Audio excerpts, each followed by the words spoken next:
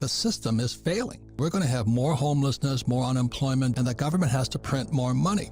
It's a command and control economy where the government tells you everything. I just don't trust our government. And they're going to have to start printing pretty quickly. And the more they print, the less value, purchasing power the dollar has, or the loonie, or the yen, or the peso. People are talking about inflation. I think we're in depression right now, and we're going to be the biggest depression in world history. In the 1970s, that's when the world was changing. The biggest bust in the history of the world is coming up. It's pensions. They trusted the government. They trusted their pension would be there, and it's going to go bust. And that's us. We'd get crushed.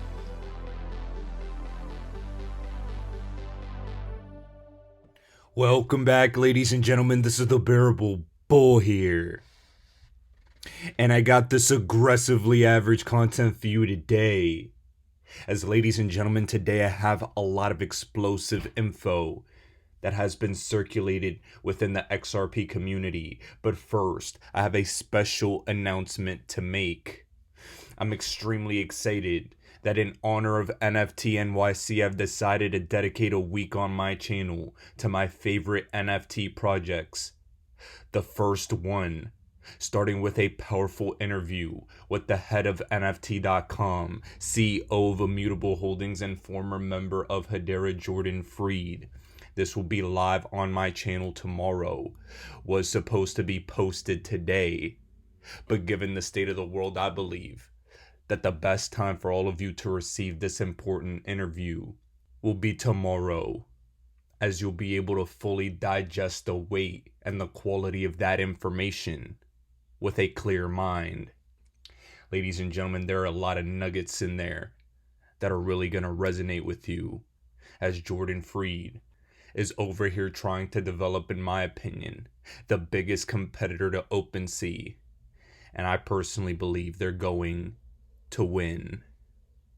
That aside though, let's get into the content for the day, as it's been an explosive day in crypto. Here, when we refresh the prices, nothing has really changed since yesterday. Bitcoin 21K, Ether $1,200, XRP 35 cents. Ladies and gentlemen, everyone's wondering what's going to happen next with the price. Personally speaking, it does not matter. I'm going to be reacting to whatever the market gives me. You all know I have my bags packed more than I ever thought I would. I am ready to go. I purchased the Terra USD crash for most of my favorite altcoins. For the most part, Bitcoin has fallen since then, which has given better entry points, but I'm holding strong at the moment. 50% of my business reserves are on standby, ready to be deployed if we happen to get the price targets I have discussed on my channel. Around a 14K Bitcoin, about an $850 Ether, 25 cent XRP. These are the moments where we let the market come to us and we don't chase after what is not there. Keep that in mind. We as individual retail investors have zero control over what the big boys are trying to do. But what I can guarantee all of you is we do not lose money on this channel. Sometimes we have to wait a little longer than expected, but we always win. Now, a big reason why I'm still so bullish on lower entry points is because of Tether. Since 2019, when I created my channel, I have talked about how Tether is an absolute racket. When Tether collapses, you will not be allowed to withdraw your crypto from top exchanges. They'll halt everything. Prices will plunge. Liquidity crisis. This will be the biggest liquidity shock in crypto history once it does happen. The question is, are they going to do it now? Or are they going to wait for a couple more? That's all we have to figure out left. Your guess is as good as mine. But what I can guarantee all of you is that if you're mentally prepared for what's to come, you cannot be caught off guard. Stablecoin regulations are being promoted actively by crypto mom Hester Pierce. She's saying yes, they're coming, but they have not arrived yet. Meaning the regulatory gray area in the crypto market allows for fraud to continue. That, my friends, is going to be a big reason for why we see this coming.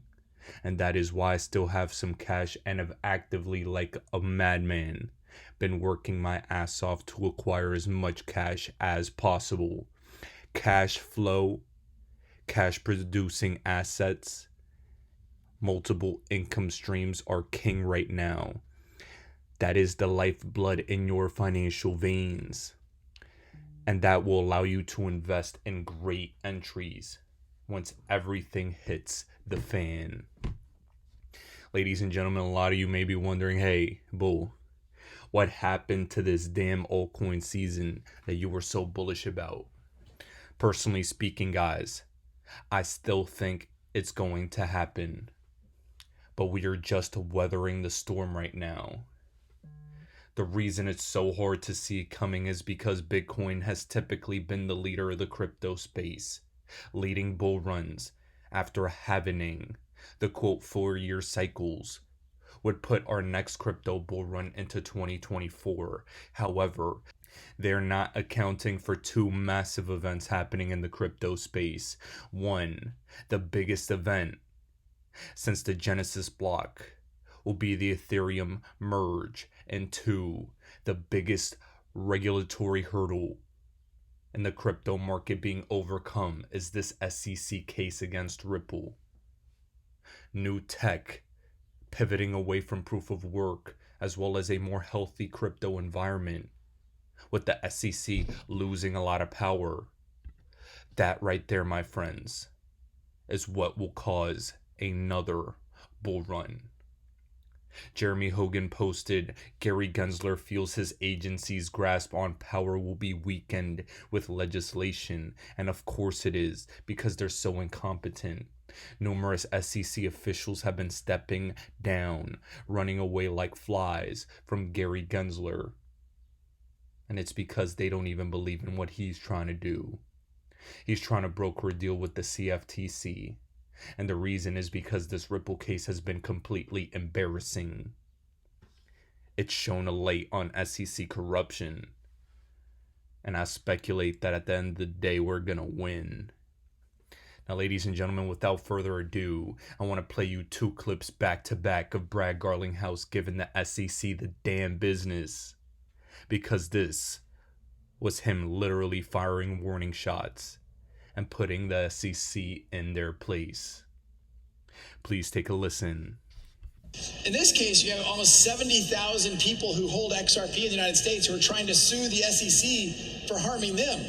Right. So, it's a little confusing why the SEC would spend a lot of time and energy on that when we do actually have some things happening in the market that maybe do deserve more scrutiny. Right. When Coinbase went public, which really wasn't that long ago, Coinbase was trading XRP. They enabled consumers and businesses, whatever, to trade XRP. The SEC had to approve their S1 such that Coinbase could go public. The SEC now seems to take the position when they sued us that, hey, XRP is a security and always has been, but they approved Coinbase going public even though Coinbase is not a registered broker-dealer. So there's some contradictions here of the SEC almost not within its own organization knowing left hand, right hand. And that right there, my friends, is the warning shot fired from Ripple. Oh, Brad Garlinghouse was confident on that stage. Oh, ladies and gentlemen, it feels really good to be an XRP holder when Brad does not have any fear in his heart at all. Investing, your confidence comes from the team behind what you're invested in. With Ripple and XRP, we have the most profound team on the planet. We're gonna get it right and build the regulatory rails for the rest of the crypto market with this fair notice defense. The SEC is being sued by retail investors because they are not protecting us, they are harming us. Brad Garlinghouse is calling out the SEC with what they did with Coinbase, Why is XRP apparently a security now but wasn't in the eyes when you approved Coinbase's IPO? All incredible questions. And instead they should be looking at other institutions that are more corrupt. We have here that Goldman Sachs is raising $2 billion to buy up Celsius assets in the event of a bankruptcy, just as Celsius is planning for a bankruptcy. There's so much other nonsense going on in the crypto space right now that Ripple, being the one getting sued, is laughable. Flare Networks has an announcement as well. Hugo and Flare doing their best to try and get the Celsius customers their Flare Spark tokens at the time of the snapshot, but there's no guarantees right now, and this is why I always stress self-custody. Celsius has paused withdrawals for weeks. They're ready to go broke. Coinbase put this in their fine print as well. Not your keys, not your cryptos. That is why you need to maintain your own ownership, or else you get screwed over. Ladies and gentlemen, I can't stress this enough. The great crypto reckoning is upon us. But out of the other side will be the life-changing wealth we all expect.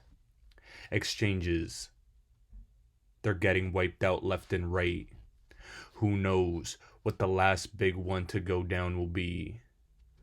But at the end of the day, we hold the right horse. The biggest horse in this crypto race. And that's XRP.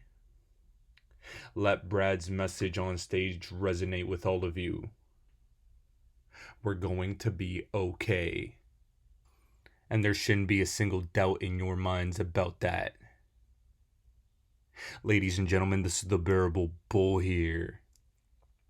Thanks for tuning in. As always, I appreciate every single one of you. Now I'll be back tomorrow with another video. Another point you've made, and this is, I think, particularly relevant 10 years into a bull market, is that I think you said more money has been lost anticipating a downturn than actually in the downturn. Can you explain? Well, obviously, the market's gone up tenfold since I stopped running Magellan. So you make more money on the upside. The market's going to be a lot higher in 10 years from now, 20 years from now, 30 years from now. Trying to predict the market is really a waste. I don't know what it's going to do. It can go down. When I ran Magellan, 13 years, it declined 10% or more, 9 times the market. Wow. I had a perfect record. I went down more than 10% every time. Wherever the market went down, I went down more. But over the long term, the upside is more than the downside. So you're going to say to yourself, do I need the money in the next month? Do I need the money in the next year? Do I have kids going to college? Do I have a wedding coming up? Then you're a bad investor. If you can keep putting money in, you have 5, 10, 15, 20, 25 year, you should do well.